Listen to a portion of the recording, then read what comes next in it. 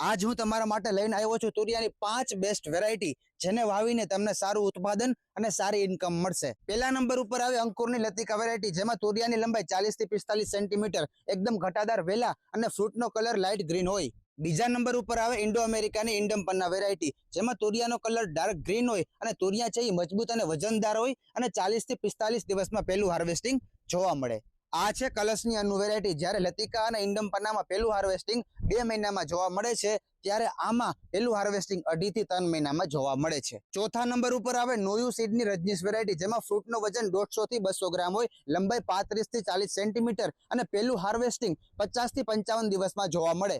છેલ્લી અને પાંચમા નંબર ઉપર આવે કલશની 1824 સિમરન વેરાયટી, જેમાં પહેલું હાર્વેસ્ટિંગ 50 દિવસે મળે, ફ્રૂટનો વજન 130 થી 150 ગ્રામ હોય અને ફ્રૂટની લંબાઈ 28 થી 30 સેન્ટીમીટર હોય। તુરિયાના વાવેતર માટે જાન્યુઆરી, ફેબ્રુઆરી અને માર્ચ આ 3 મહિનામાં ઉગવા, ફ્લાવરિંગ અને ફ્રૂટિંગ માટે તુરિયાને યોગ્ય તાપમાન મળી રહે છે।